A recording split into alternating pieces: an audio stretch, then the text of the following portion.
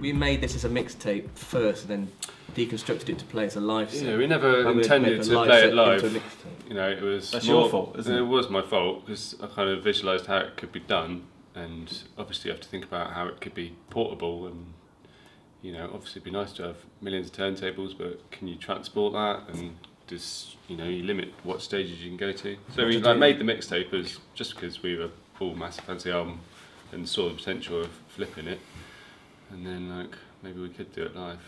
But that was spurred off the back of, you know, how popular it got, and I think we're all pretty chuffed that it went so mad.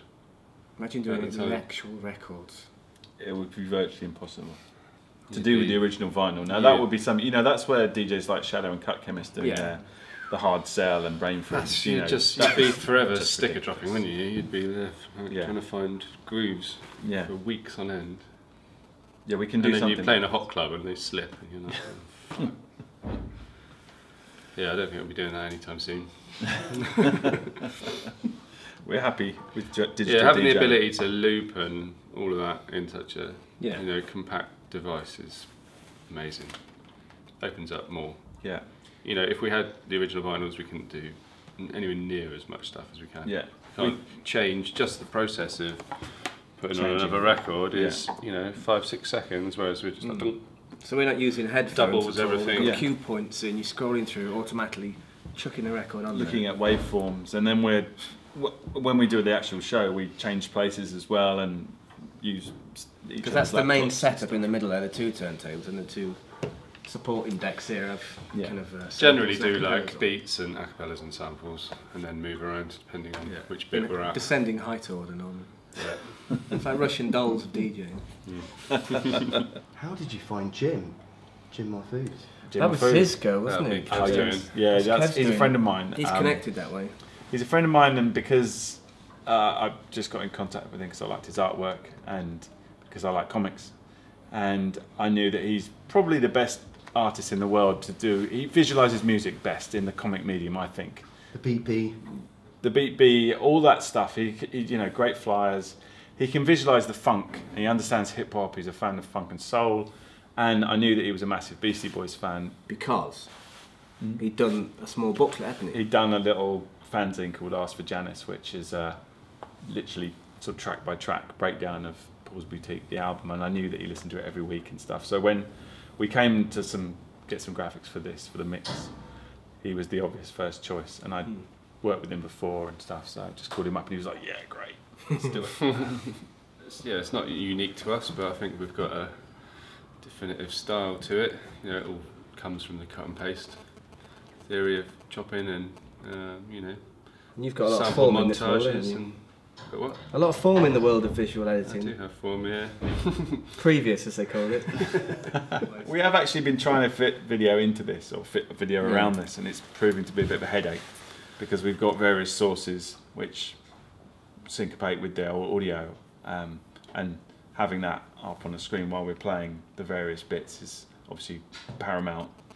Something that we really want to do, but at the moment the set is such a jigsaw puzzle and sort of spinning plates. 150 odd samples and things layered on top of each other over 4 turntables and rotating the DJs around different setups. And it's trying not to distract from what we're doing as well, you know. Everything here is complex, you know. It's put too much emphasis on the visual medium, it's going to distract from what we're doing. So it's got to be it's about, you know, primarily about the music, you know. Yeah. And it's a music project.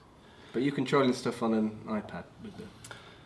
We've got a very basic rolling background with the Paul's Boutique panorama, which is basically scrolling at very slow speed with various things coming in and out, and some webcams and stuff. That's the Mark 1 visual show, but we want to just basically introduce little syncopated bits for particular samples that we've got. For instance, the very intro, where the first thing you hear where the guy's talking at the Paul's Boutique release party about these guys are real indeed and stuff. We've got the video for that, so we can actually have that guy. And when you've got spoken word in a live club situation or a festival, it's very, very difficult to hear what's going on. If you've got a lip syncopating it, you can match it a little easier when you're at the gig. Early '95, Stealth started as a release party for the DJ Food Recipe for Disaster album.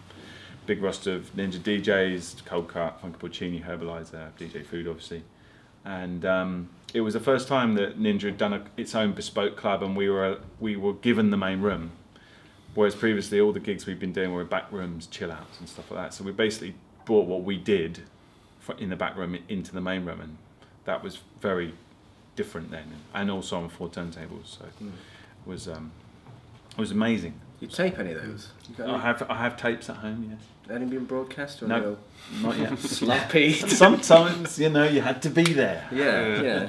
Which is interesting, quite a timely question, because that mix is 10 years old this year, and that was a mix I did of the sort of history of bootlegs and cut up material, which was put up on the Ninja Tune site and various other sites, and ended up crashing the whole website. The dawn of the internet. It was the dawn of torrenting, actually. The internet was coal powered back then. Do you think Torrent Exchange had a key part in that? Oh, absolutely, yeah. Because basically all of a sudden people are jumping onto one server, and literally that's what crashed it. I think we put it out. We put it out quite late at night, and by the morning, I think no one could use the actual Ninja Tune shop on their site, because nothing was. It was just the whole site had been swamped by people trying to download this mix. Yeah, that's quite a nice sort of little thing. It kind of went viral overnight. Yeah, isn't it?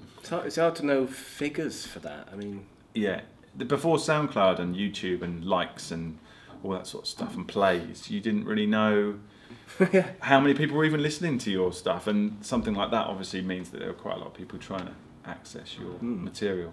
When we used to do Solid Steel, the radio show on Kiss FM back in the 90s, you'd had no idea whether anyone was listening, because it would only go out in London or the surrounding areas, and it's not until you get, say, 10, 15 years later, people come up to you and say, oh, I've got tapes and tapes of that. I used to record it. And you think, oh, actually, it didn't just disappear into the ether. Cut and paste is like the DJ's production style. Yeah, I think both of them are like handy tools for people with short attention spans. And for me, that's what attracted me to mucking about with records. Is I don't really want to stand there letting a record play. I want to be involved. I want to be doing stuff. I want to keep my attention. And same with listening to cut and paste music and mixtapes. I enjoy them more when they're layered up and intricate and just to keep interesting, When you guys came onto the set, I found it really interesting while we're setting up. The way that you guys communicated was almost sample based anyway. You're dropping movie references. It gets worse when we get drunk. 80s sitcom kind of references. Just sit in a car with us for a few hours, maybe, and then you'll get the full. We're part of the edit generation, really. We're sampling and especially from where we're coming from. Since I was 19. It's hip hop. It's hip hop is basically taking the good bits and recycling them into something new. And I went to a lecture last night in London and that touched on the subject of sampling, and it had a really, really good resonance with what we're doing here, because we've done several interviews and we've been asked about the whole thing of the Beasties sampled all these guys to make this album, and now you're kind of sampling their album of samples to do this. How does you feel about that? And somebody made a parallel last night that it's almost like the tradition of storytelling. And you hand down stories through the generations, and they change and they morph, and you keep these things alive by basically reinterpreting them. And that's what the Beasties did with all these funk samples and rock samples and soul records. And people like James Brown had whole new career revivals with hip hop. Yeah, he was definitely. I mean, not that anyone's forgotten about Paul's Boutique, but I'm sure quite a lot of these records that we're playing and we're using as the material for our version of Paul's Boutique, we're exposing more of the original samples that the Beasties took and recontextualising things as well. I think more so for the social media generation. I think sometimes you've got to be reminded. I mean, the web helped us immensely in compiling all this, because there was a database with a lot of the samples. They weren't actually all correct, and there was some missing as well, but with our actual combined knowledge as well, we managed to piece it together as accurately as we could, and then expand on that. And it's a good thing that this thing gets back out via the web to a new generation who, whilst the Beastie Boys have been lauded and rediscovered, it's always nice to hear something in a new way. And I'm sure some people have heard this mix and they go, "Wow, I never actually realised that record was part of it." Yeah, it was just a hear the tiny song, sketch. 3 minutes of the song, and then you just exploded the fact there's probably 30 minutes of music that inspired it all. Yeah. Good gateway back into it, hopefully.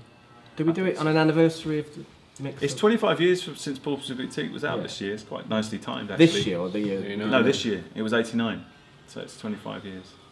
So it's like you intended that to happen. Almost by design.